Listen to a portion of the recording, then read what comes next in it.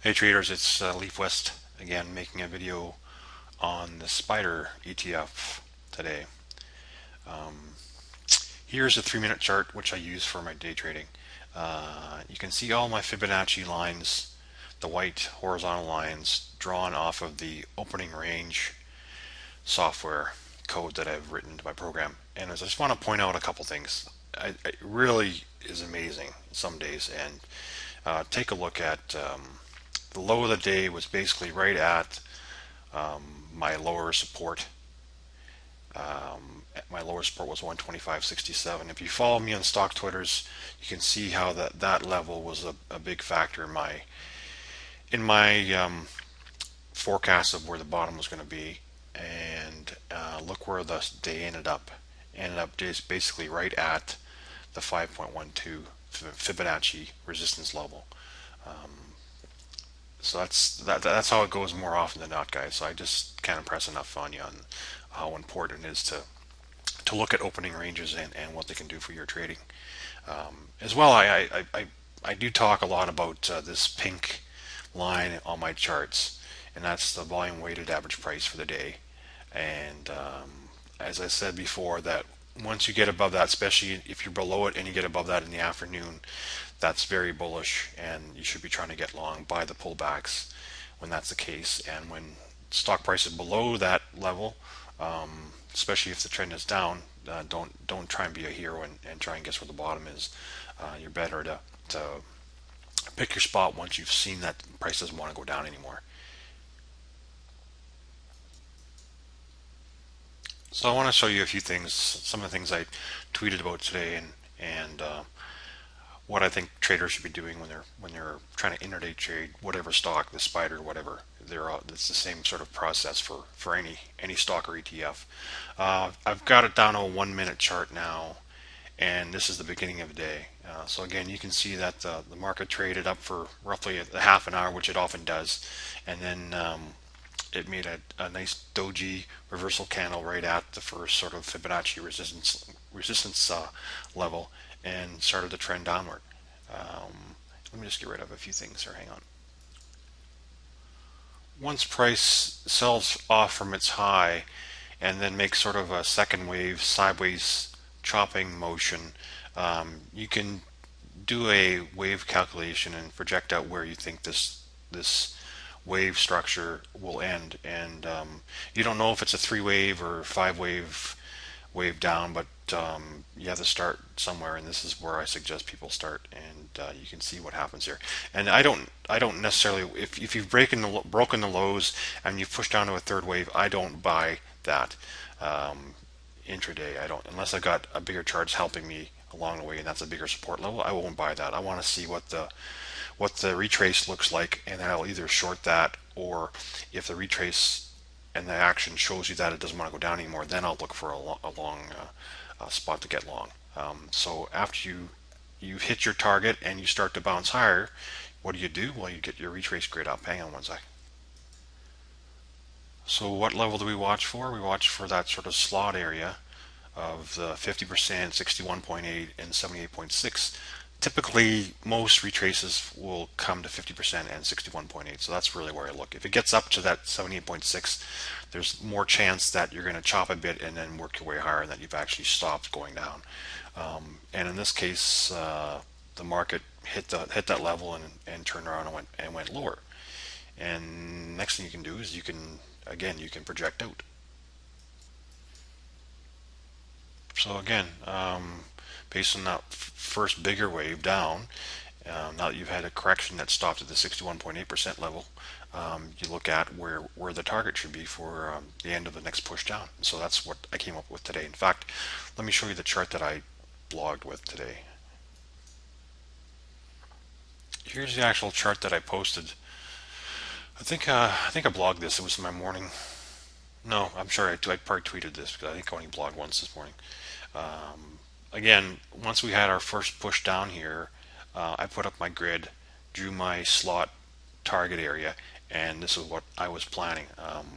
The target range was 125.84 to 125.42, but if you look at these fib ratios based on the opening range, I thought the likely target was 125.67. So that was where I was gearing up for to uh, to really start to look at the longs. At that point, I wasn't looking at it anywhere before that.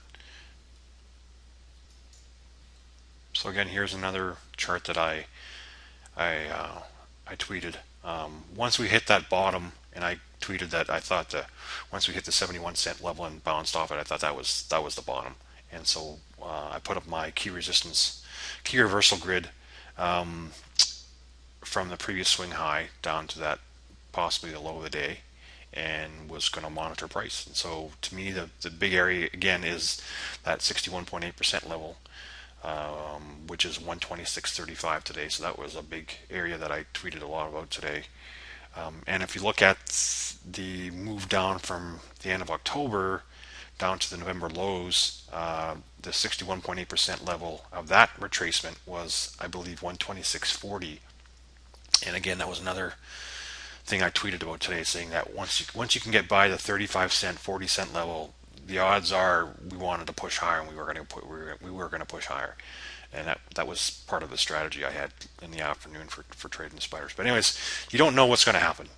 No one knows what's going to happen. So just look at the levels. I had if you come up to the 61.8% level and you can't get over that level, and it rolls over and it wants to go lower, respect that, and trade what's in front of you. Don't do what you think. Don't trade based on what you think it should do. So you got to have sort of two scenarios, and you just watch what price wants to do. Again, here's another chart I tweeted. It was just further along from the basically the lunch hour kind of grind, but you can see how price went up to that 61.8% level, and sort of just bounced around. It didn't get it. It didn't get above the VWAP. It didn't get above the 78.6 level. So I wasn't engaged in it yet. And again, I sort of, once we made this move higher and we looked like we were pulling down a little bit lower, I drew a retracement grid on that leg and said, okay, well, if it breaks the 61.8 on this leg, or the 78.6 on this leg, it shows that it wants to go down. So that, again, much like I did, I think, on the last video I showed, you just have sort of two scenarios, and you wait for price to show you what it wants to do. And then stepping back from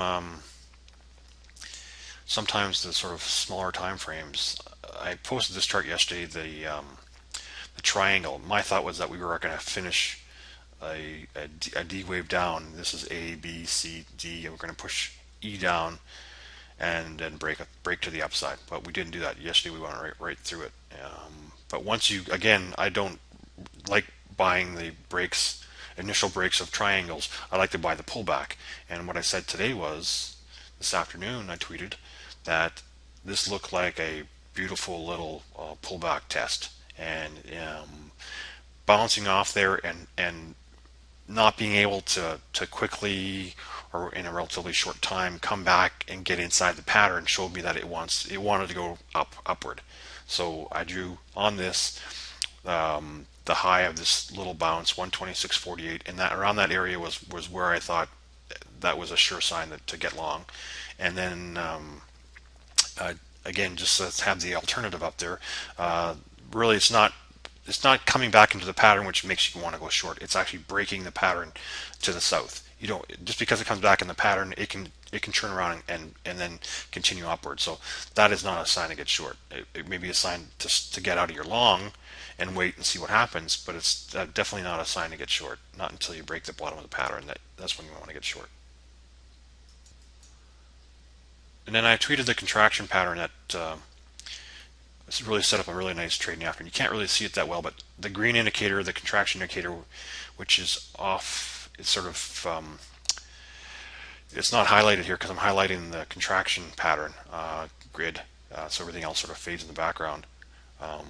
Anyways, I posted this up, and it was actually the pattern set up took long enough that I could actually do this and put it out there for people to try and follow along with my trade that I was doing.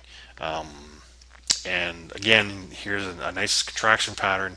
You want to wait till price gets up above the 61.8, ideally gets above 78.6, shows that it can hold that area and it wants to go higher. And with all the other evidence that I had, I wasn't worried at all on this trade. So I got pretty good size on the trade, and my first target was just above this. Actually, I actually ended up trading the, you can't see it here, but the bottom of the opening range was just just above this first target that I listed. It was 120,680, I think, was the first my real first target, and that's where I took profits. I took profits there.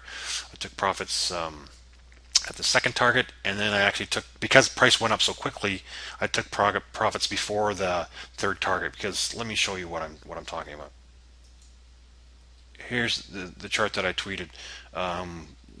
We shot so quickly through this. This is a straight up ramp, and that's a real squeeze. So you're gonna get a pullback off that. So I sold into this push.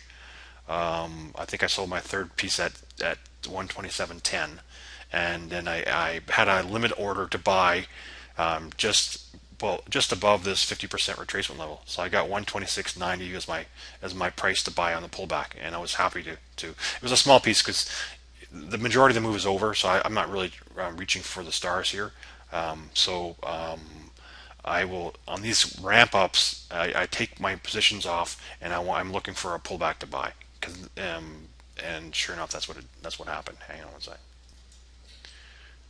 So here's the buyback that I bought, and my target was this 3.770 fib line, and we just got short of that, and then we sort of sideways consolidated, and I wasn't happy. I thought that the price should at least make another stab higher quicker than it did, so I got out at I think 127.40, and price pulled back and then ramped up into the close, and so that's fine. I wasn't.